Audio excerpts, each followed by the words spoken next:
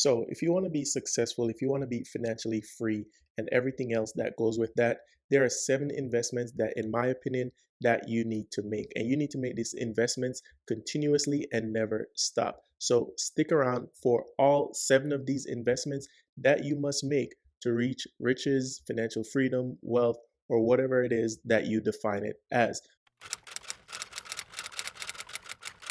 My name is Adrian. This is Always Talk Money. I make videos every single week talking about personal finance, investing, and anything else that can get you to level up financially. So if that sounds good to you, please give a like for the video and subscribe, become part of the family. But without further ado, let's get into the video.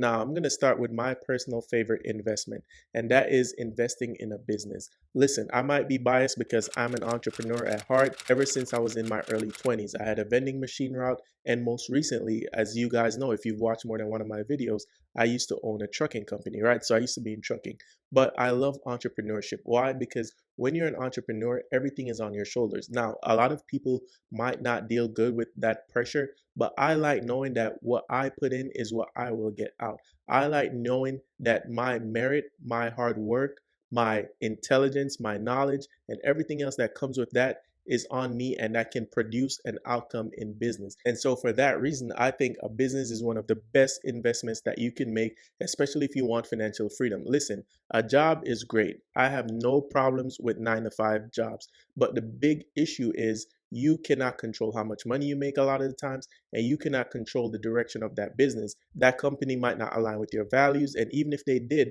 they might change ownership, and now you have to deal with a whole new structure, a whole new boss, and a whole new way of doing things. And let's not forget, businesses are loyal to their bottom line. So if there's a recession or a downturn in the books in the business, you are liable to get laid off. So a business is one of the safest way to actually guarantee your wealth, guarantee your income, and that's one of the best investments, in my opinion, that you should make.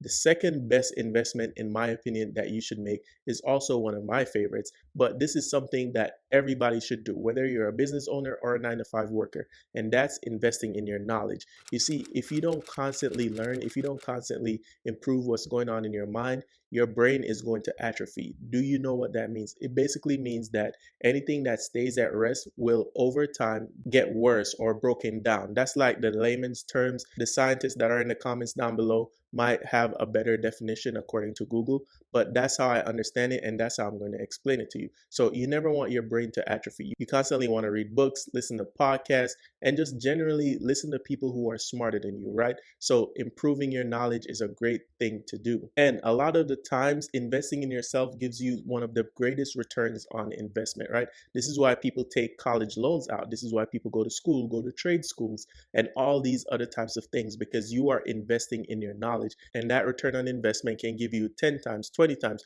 30 times what you put in if you invested in the right knowledge. Now, speaking of return on investment, one of the best investments that you could make is actually just in the regular stock market, right? S&P 500, everybody knows what that is, dollar cost average, and so on and so forth. And this is more of an approach for someone who just wants to take the guesswork out of what to invest in, right? You played safe, you take the tried and true returns, 8 to 12% year over year, and you don't really have to worry about it. Of course, there's going to be bear markets, but there are also going to be bull markets, right? And so this thing fluctuates up and down, but in a general sense, if you check the markets over the last 10 years, the last 20 years, the last 30 years, you constantly see, even though it has little ups and downs, it's constantly going up. It's like riding a roller coaster, but that's always going north, right? So investing in the market is a great thing that you can do if you want to build wealth. And guys, if you don't know anything about investments and you want to get similar ETFs to the S&P 500, I have an investing ebook. It's in the description down below. If you check that out, it will actually be a great resource for you when you want to invest. As well as, if I'm bringing you value so far in the video, please give a like and also subscribe, become part of the family. As I said, we make new videos like this every single week. Now, not everybody's going to invest in the market, right? So another alternative to the market is in real estate, right? And as we know, on planet Earth, they're not making any more land. Land is a God-given thing, and it's not a man-made thing. Not as of yet. You know, technology might change. So if technology has changed 50 years down the line when you're watching this video, let me know in the comments down below. Hopefully I'm still alive by then, but who knows? Anyways, with all that morbid stuff out the way, real estate is a great tried and true investment because, as I said, it's a resource that's not going anywhere. It's a resource that we are not making currently any more of. And so, if you want to do rental properties, commercial properties, or even if you want to join like a REIT, a real estate investment trust that's investing in an ETF that holds real estate holdings, that is a great way to invest in real estate.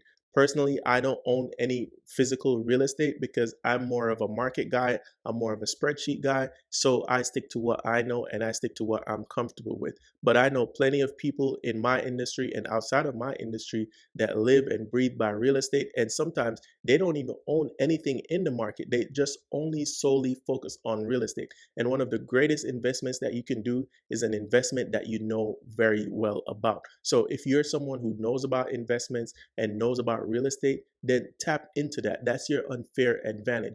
Don't necessarily just go wherever the wind takes you. Go wherever some YouTuber tells you this is the greatest opportunity, the best opportunity, once in a lifetime opportunity that you don't want to miss about.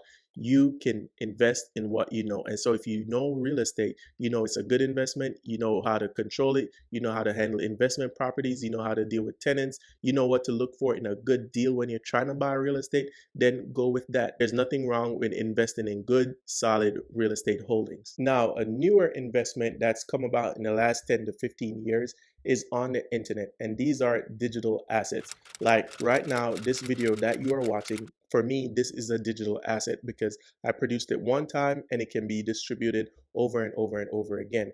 And in this video, I told you to check my investment ebook down in the link down below. That can also be an asset for me, right? Those are different avenues of digital assets. That's content, that's ebooks, that's courses, that's planners, and all types of things. And so if you're someone who's more comfortable in the digital marketing space, in the digital asset creation space, then tap into that, right? That could be your unfair advantage because the thing about the internet is, unlike real estate, it's unlimited, right? You can create however many YouTube videos you want. You can create however many ebooks you want, however many planners. If you're an artist, you can create songs and distribute them. The list goes on and on and on. And even if you're not an artist, you can be a writer, right? So you have blogs, you can write for other artists. There's so much things you can do. A newsletter, another form of digital asset. By the way, newsletter, top link in the description down below. Check that out. Sign up for my weekly newsletter. Comes out every single Friday. Shameless plug.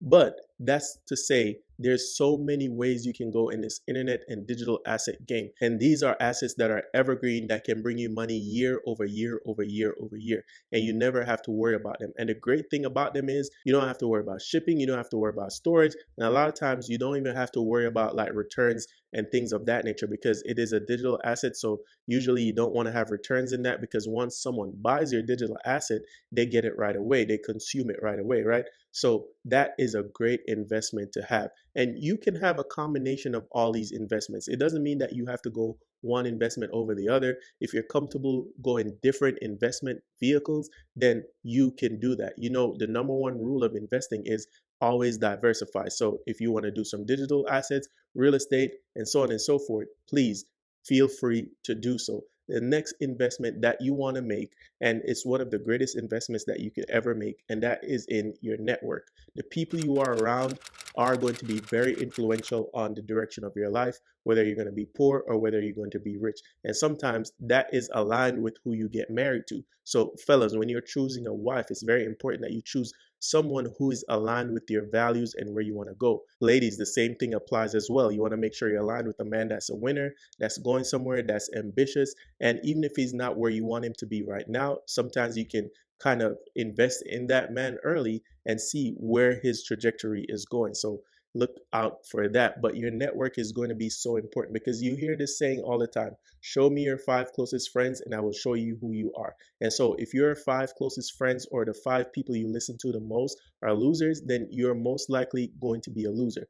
Consequently, if your five closest friends are the five people that you listen to, a lot of times, if they're winners, you're going to be a winner. And here's the kicker: a lot of times, the people in your family are going to be closest to you, but sometimes they're not going to be aligned with your values. And you're going to feel that guilt that, oh, this is my uncle, this is my dad, this is my mom, this is my brother. I should be aligned with them. But you cannot be aligned with them if they're not going in the direction that you want to go, if they're not supporting you in this wealth building journey, in this journey of leveling up yourself and investing in yourself in a way that you want to reach financial freedom, financial independence, and not have to worry about money and being broke all the time. Sometimes your family is just not going to be it. So invest in your network. Make sure you have the right people around you. And finally, the number one last thing that you want to invest in, if you want financial freedom, always want to have money, wealth, status, whatever it is, and that is going to be in your skills. Listen, you cannot go anywhere if you're not skillful, if you're not knowledgeable, if you don't have competence, right?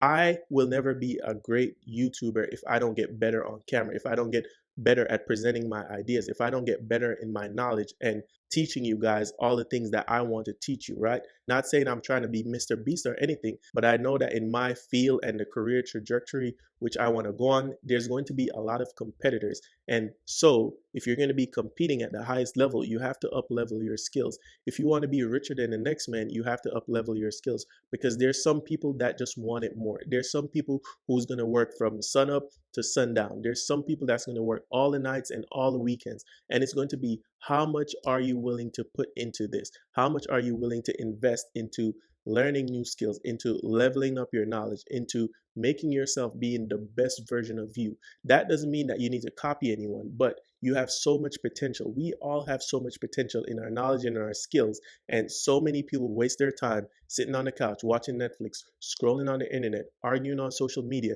and never fulfilling their potential. And so if you don't want to be one of those people, you have to invest in your skills.